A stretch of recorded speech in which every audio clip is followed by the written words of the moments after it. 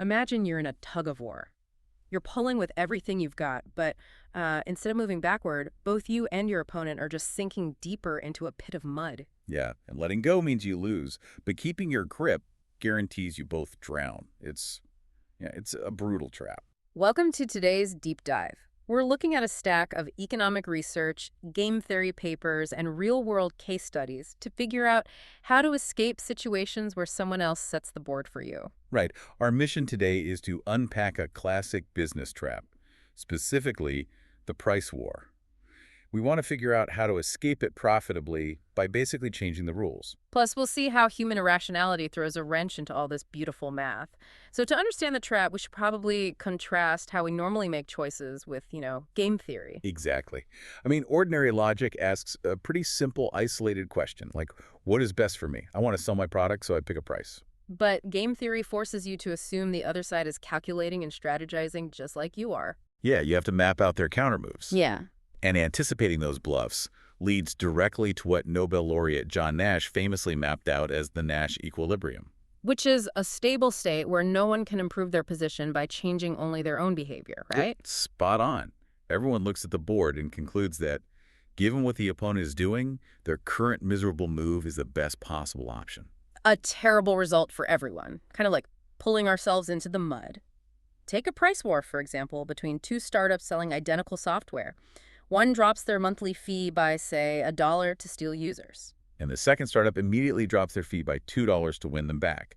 They just trade blows until both operate at zero profit. Oh, wow. So the customers get free software while the businesses just bleed cash? Exactly. They are exhausted, and the customers rejoice. But if the outcome is mutual ruin, why do seemingly smart people keep initiating these price drops?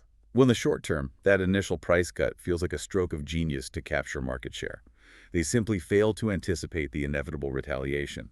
Ah, so they get stuck in that Nash equilibrium not out of stupidity, but because taking the high road and raising prices first means losing the remaining customers. Right. It is mathematically unprofitable to be the first one to stop pulling the rope.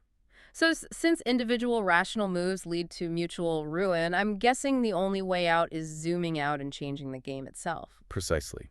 You see, deception in repeated interactions is incredibly expensive. Screwing over a competitor destroys trust. And then every future deal requires expensive protection, like lawyers, massive prepayments, and harsh penalties. Exactly. Your reputation becomes a tangible economic asset.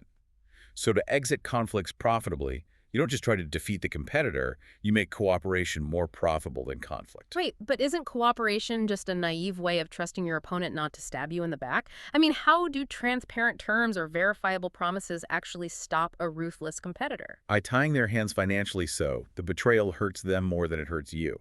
It's not about trusting their good nature at all. Oh, I see. So you set up clear exit strategies or reputational consequences. Yeah, like if you set up a neutral escrow account holding a massive penalty fee that automatically triggers if they breach the contract, you've changed the rules of the game. You've engineered a scenario where their own selfish financial interest dictates that they follow through on the cooperation. Exactly. You make the math work for you. That structural fix makes sense, but it relies on a massive assumption. Game theory pretends everyone is perfectly rational, calculating only maximum financial gain. Oh, absolutely. And human beings are anything but rational.